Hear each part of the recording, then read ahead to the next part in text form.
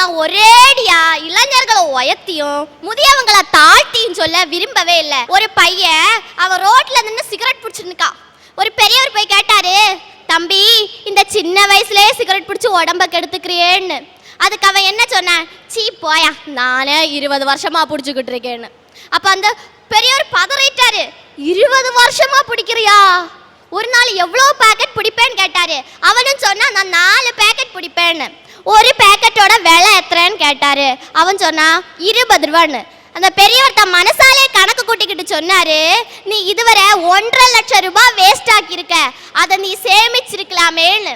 அதுக்கு அந்த இளைஞன் சொன்ன பதில் என்ன தெரியுமா? அந்த பெரியவர்கிட்டயே திருப்பி கேள்வி கேட்குறான், ஐயா நீங்க பீடி பிடிப்பீங்களா? அவர் இல்லைன்ட்டாரு. சரி மதுவாவது குடிப்பீங்களா? அதுவும் இல்லைன்ட்டாரு. அட்லீஸ்ட் வெத்தலை பாக்காவது போடுவீங்களா? அதுவும் இல்லைன்ட்டாரு. கடைசியா கேட்டா நீங்க பேங்க்ல எவ்வளவு சேர்த்து வைக்கிறீங்க? அதுவும் இல்லைன்ட்டாரு. அப்ப அவன் சொன்னா, உங்ககிட்டையும் ஒண்ணு இல்லை எங்கிட்டையும் ஒண்ணு இல்லை, கம்முன்னு வாயை பத்திக்கிட்டு போயான்னு. அந்த பெரியவர் தன்னோட நன்மைக்காக சொல்றாருங்கிறதையே இந்த இளைஞர்கள் புரிஞ்சுக்க மாட்டேங்கிறாங்க சார். ஐயா, நம்ம ஆள் ஒருத்தர் மதுரையிலேருந்து சென்னைக்கு கிளம்பி இருக்கிறான் ட்ரெயினில். S3 coach seat number 6 Appar புறத்தில் ஏறி படுத்துட்டான். படுத்து நல்லா தூங்கி இருக்கிறான். வண்டி நேரம் விழுப்புரம் வந்திருக்கு. விழுப்புரத்தில் நின்னோடனே கீழே வந்து டிடிஆர்ட்ட கேட்டிருக்கிறான், எவ்வளோ நேரம் நிற்கணும்? ஒரு 10 நிமிஷம் நிற்கும்னு சொல்லியிருக்கிறாரு. நேரம் போனான், ஒரு குவார்ட்டரை சாத்தினான், திரும்ப வந்தான். திரும்ப வந்து S3 coach seat number 6 train மட்டும் மாறி ஏறிட்டான். படுவாவி பையன். அவன் யாருன்னு ட்ரெயின் சென்னையிலேருந்து மதுரைக்கு வர ட்ரெயின். அப்பர் பரத்தில் ஏறி படுத்து தூங்கியாச்சு. ஒரு அரை மணி நேரம் கழிச்சு போத தலைக்கு ஏறிச்சு. கீழே இருக்கிறவன பார்த்து கேட்டான், மாப்பிள்ள மாப்பிள்ள எங்க மாப்பிள்ள போறேன்னு. கீழே இருந்தவன் சொன்னான், மதுரைக்கு எனக்கு மாமி வீட்டுக்கு ஒரு சோழியா போறேன்டான்னு. மேலே இருந்தவனுக்கு திக்குன்னு ஆயிடுச்சு. அப்போ யோசிச்சு சொன்னான், என்னடா அதிசயம் இது, அறிவியல் எம்பூட்டு முன்னேறி இருக்கு. ஒரே ட்ரெயின்ல அப்பர் பர்த் சென்னைக்கு போகுது, லோயர் பர்த் மதுரைக்கு போகுதுன்ட்டான். ஒருத்தனுக்கு 4 பொண்டாட்டி. இப்போ செல்போனுக்கும் பொண்டாட்டிக்கும் ஒரே ஒரு ஒற்றுமை இருக்கு, என்ன தெரியுமா? என்னன்னா ரெண்டும் கொஞ்சம் வெயிட் பண்ணியிருந்தானா வேற நல்ல மாடல் வாங்கியிருக்கலாமேன்னு தோணும். ஐயா ஒரு நிமிஷம், இப்படிதாங்க ஐயா, எனக்கு ஃப்ரெண்ட் ஒருத்தன் 40 வருஷமா காத்திருந்து நல்ல மாடல் கிடைக்கும் நல்ல மாடல் கிடைக்குன்னு இருந்தான். கடைசியில் அவனுக்கு செகண்ட் ஹேண்டு தான் கிடைச்சிது. அது கூட பக்கத்தில் போனா நாட் ரீச்சபிள்னு சொல்லுதுயா. ஐயா இப்போ நிறைய பேர் இருக்கான், ஆசைக்கு அத்தை பொண்ணை கட்டி கூட இருக்க கொழுந்தியால கட்டி இப்படி கட்டி 4 பொண்டாட்டி கட்டியிருக்கான். ஒரு நாள் செத்து போறதுக்கு படுத்துட்டான். அவன் சாக போறான். அப்ப கூப்பிடுறான் 4வது பொண்டாட்டிய, ஆசை பொண்டாட்டி, என் அருமை பொண்டாட்டி, என் கூட செத்து போயிறியான்னா. அவ சொன்னா, முடியவே முடியாது ராசா, நான் உங்க கூட செத்து போக மாட்டேன்னா. 3வது பொண்டாட்டியை கூப்பிட்டா. அவளும் சொன்னா, உங்க கூட செத்து போட மாட்டேன், மிஞ்சி போனா நீ சாகிறது வரைக்கும் காத்திருப்பான், அடுத்தவன் கூட கம்பி நீட்டிடுவேன்ட்டா. ஐயா ஒரு நிமிஷம், சந்தோஷப்படுங்க ஐயா. அவன் செத்த பிறகுதானே ஓடி போறேன்னு சொன்னான். அவன் உயிரோட இருக்கும் போதே அடுத்தவனை இழுத்துட்டு ஓடுறான் ஐயா. அப்படியே அவன் படுத்திருக்கிற சமயம் பின்னாடி இருந்து ஒரு சத்தம் கேட்டு, ஏங்க நான் உங்க கூட வரேங்கன்னு. அவன் திரும்பி பார்த்தான். பொண்டாட்டி எலும்பும் தோலமா பக்கத்தில் நின்றுட்டு இருந்தாலாம். ஐயா நான் 4 பொண்டாட்டி சொன்னேன் இல்லையா, இந்த 4வது பொண்டாட்டி நம்ம உடம்புங்க ஐயா, நம்ம உடம்பு. இந்த 3வது பொண்டாட்டி சொன்னோம் பார்த்தீங்களா, அது நம்ம படிச்சு வாங்கின பட்டமும் நம்ம வகிச்சிட்டு இருக்க பதவிகளும். இந்த 2வது பொண்டாட்டி சொன்னோம் பார்த்தீங்களா, அது நம்முடைய சுற்றமும் நம்முடைய நண்பர்களும். இந்த பொண்டாட்டி சொன்னோம் பார்த்தீங்களா, அதுதான் நம்ம ஐயா, அதுதான் நம்ம. நான் என்கிற சுயம், நம்முடைய ஆன்மா. அட சண்டாளா, உன் பொண்டாட்டி ஒன்ன நீ முதல்ல சரியா வச்சுக்கிறியா? அதை முதல்ல யோசிச்சு பார்க்க. ஐயா இப்படிதான் ஒரு இடத்துல 3 பேருக்கு தூக்கு தண்டனை கொடுத்துட்டாங்க.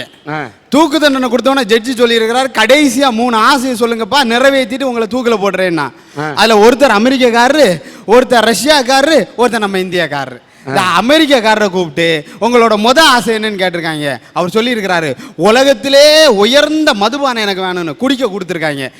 அடுத்த ஆசை என்னன்னு கேட்டிருக்காரு, உலகத்திலே சிறந்த சாப்பாடு எனக்கு வேணும்னு சொல்லி இருக்கிறாரு, அதுவும் கொடுத்துருக்காங்க. 3வது ஆசை என்னன்னு கேட்டிருக்காரு, அவர் சொல்லி இருக்கிறாரு, என் நாட்டோட முன்னாள் ஜனாதிபதி ஆபிரகாம் லிங்கனோட சமாதி பக்கத்தில் என்னை புதைச்சிருங்கன்றாரு. தூக்கி புதைச்சிட்டாங்க. அடுத்து ரஷ்யாக்காரரை கூப்பிட்டுருக்காங்க. உங்களுக்கு மொத ஆசை என்னன்னு கேட்டிருக்கிறாங்க. அவர் சொல்லியிருக்கிறாரு, உலகத்தையே ஃப்ளைட்டில் ஒரு தடவை சுற்றி வரணும்னு கூட்டிகிட்டு போய் காட்டினாங்க. ரெண்டாவது ஆசை என்னன்னு கேட்டார், உலகத்தில் உள்ள சயின்டிஸ்ட் எல்லாம் ஒரே இடத்துல பார்க்கணுன்னாரு, நிறைவேற்றுறாங்க. மூணாவது ஆசை என்னன்னு கேட்டார், என்னோட புரட்சியாளன் லெனினுக்கு கல்லறை பக்கத்தில் என்னை புதைச்சிருங்கன்னாரு, புதைச்சிட்டாங்க. மூணாவது நம்ம ஆளை கூப்பிட்டாங்க. வந்தார் இந்தியாக்காரர், வந்து நீதிபதி முன்னாடி நின்னாரு. நீதிபதி கேட்டாரு, உன்னோட மொத ஆசை என்னப்பான்னு. அவர் சொன்னாரு, சீசன் மாம்பழம் ஒரு கூட நிறைய வேணும்னு. அது அக்டோபர் மாசம். மே மாசம் தான் சீசன் மாம்பழம். அவர் சொன்னாரு, 6 மாசம் கிடைக்கப்பா அப்படின்னு. நீதிபதி அவர் சொன்னாரு, ஒன்னும் அவசரம் இல்லை,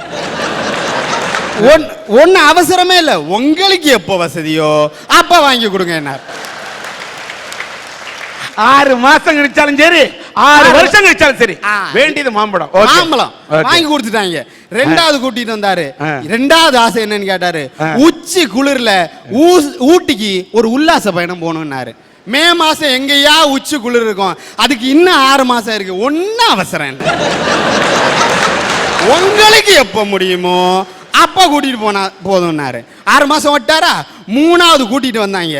உன்னோட இந்த தடவை முடிவு பண்ணிட்டாங்க, முதல்ல முடிவு பண்ணிட்டாங்க. விவரமா என்ன சொல்லிட்டாங்கன்னா, இந்த தடவை எப்படியாச்சும் இவனை தூக்கியே ஆகணும் அப்படின்னு சொல்லி கூட்டிட்டு வந்து, உன்னோட ஆசை என்னப்பான்னு சொன்னாரு. நேர நீதிபதியை பார்த்தான். ஐயா, என் கண்கண்ட தெய்வமே நீங்க தான், எங்களுக்கு என்ன வேணும்னு கேட்டாலும் சரிங்க, உங்க சமாதி பக்கத்துல என்ன புதைச்சிருங்கன்டா. இப்படி அவன் சொன்னதையுமே நீதிபதி அவர் சவமா இருப்பாரு. அப்பவே முடிஞ்சு போச்சு இல்ல. ஐயா, இதுதான் தன்னை புரிதல். ஒரு வயசானவர் ட்ரெயின்ல ஏறினாராம். ட்ரெயின்ல இருக்கிற பசங்க எல்லாம் ஒரு உள்ளே விடல, படியில தொங்கிக்கிட்டே வந்திருக்கிறாரு. அவருக்கு ஒத்த காலில் இந்த செருப்பு கீழே விழுந்துருச்சியா. கீழே விழுந்த உடனே அவரு அடுத்த காலில் கிடந்த செருப்பை தூக்கி அந்த செருப்பு பக்கத்துல வீசினாராம். உள்ள இருந்தவன் எல்லாம் சிரிச்சிருக்கான், கிறுக்கு பயலா இருக்கானே, கிறுக்கு பயலா இருக்கானே, ஒத்த கால செருப்பை கூட காப்பாத்த தெரியலையா அப்படின்னு சிரிச்சிருக்கான். அந்த பெரியவர் ஒன்ன சொன்னாரா, ஐயா, இந்த ஒரு கால செருப்பு வச்சு நானும் ஒன்றும் பண்ண போறதில்ல, கீழே கிடக்கிற செருப்பு வச்சு அவன் எடுக்கிறவனும் ஒன்றும் பண்ண போறதில்ல, 2 செருப்பும் ஒரே இடத்துல கிடந்தா ஒருத்தனுக்காவது பயன்படும் இல்லைன்னு சொன்னாரு. அவர் தான் அறிவாளி, அவர் தான் தன்னை புரிஞ்சுக்கிட்டவர். ஐயா, இன்னைக்கு மாமனார் சரியில்லை, மாமனார் சரியில்லை, அத்தை சரியில்லை, இப்படியே பேசிட்டு இருக்கோம். முதல்ல நம்ம உணர்ந்தானா இந்த உலகமே நம்மள சகோதர சகோதரியா ஏத்துக்கணும். ஐயா, தன்னை புரிந்தவன் தரணியை புரிந்தவையா. மருமகளே மருமகளே வா வா, ஓ வலது காலை எடுத்து வச்சு வா வா அப்படின்னு பாடுறதுக்கு பதிலா இந்த மாமியார் என்ன பாடினாங்க தெரியுமா? மருமகளே மருமகளே வா வா, ஓ காலை உடைச்சு அடுப்பில் வைப்பேன் வா வா அப்படின்னு பாடிட்டாங்கங்க.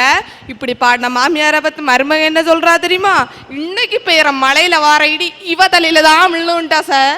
இப்படி இருக்கு மாமியார் மருமக உறவு இன்னைக்குள்ள சமுதாயத்துல. வரதட்சணை சார், வரதட்சணைங்கிற பேராலே திருமணங்கிற புனிதமான வைபோகமே இன்னைக்கு அர்த்தம் இல்லாம போயிட்டு இருக்கு சார்.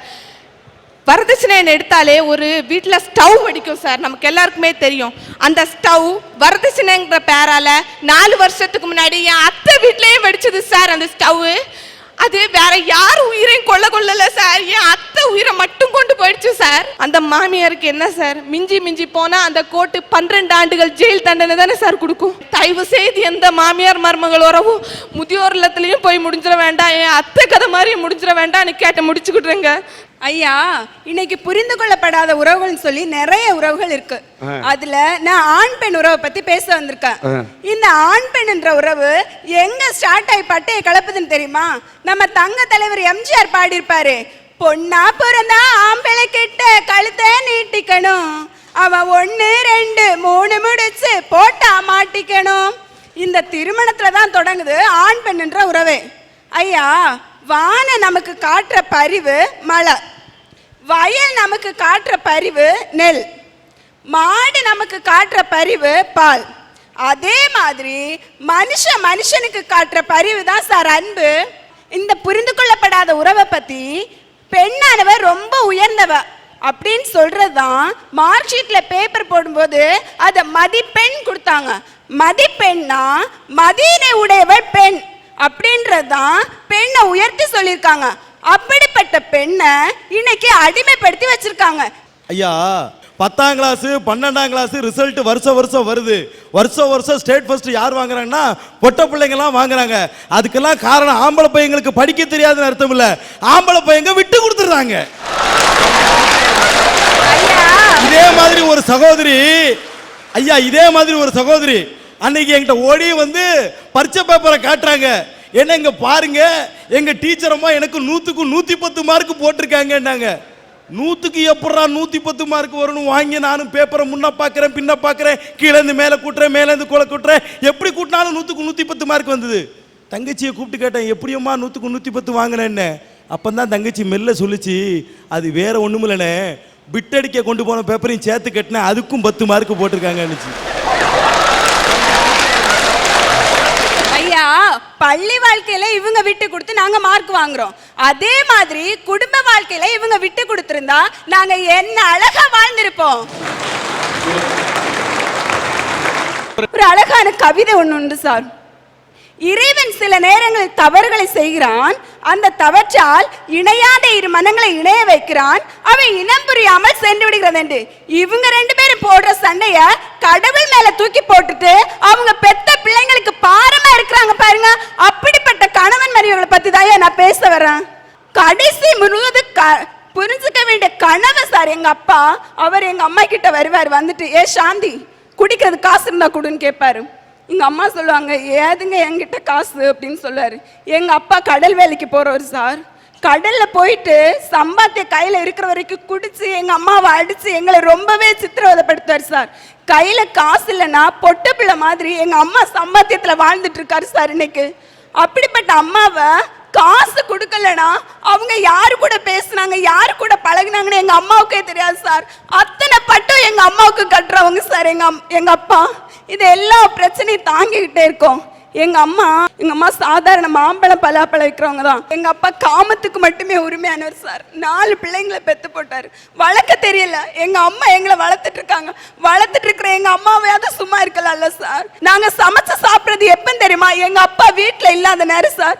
எங்க அப்பா மட்டும் அந்த வீட்டுல இருந்தாருன்னா எங்க அம்மா அவ்வளவு தாகத்தோடு வருவாங்க. ஒரு வாய் தண்ணி தான் கொடுக்க முடியல. எங்க அம்மாவை கொடுமைப்படுத்தாம இருக்கலாம்ல. வருவாங்க, இன்னைக்கு கடையில போனேன், யார் கூட எல்லாம் பேசினேன், என்னெல்லாம் பண்ண, இப்படி சந்தேகப்படுற ஒரு அப்பா எங்களுக்கு தேவையா சார்? அம்மாவை நீங்க கொடுமைப்படுத்துறீங்களா, ஏன் கொடுமைப்படுத்துறீங்கன்னு கேட்டதுக்கு எங்க அப்பா என்ன தெரியுமா சார் சொன்னாரு?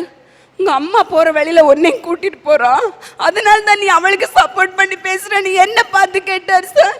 அன்னைக்கே நான் தற்கொலை பண்ண வேண்டியது. ஏன் பண்ணாம இருக்க தெரியுமா? ஒரு அப்பா முன்னாடியே சாதிச்சு காட்டுன்ற பெரியோட இன்னைக்கு நான் தற்கொலை பண்ணாம இருக்க சார்.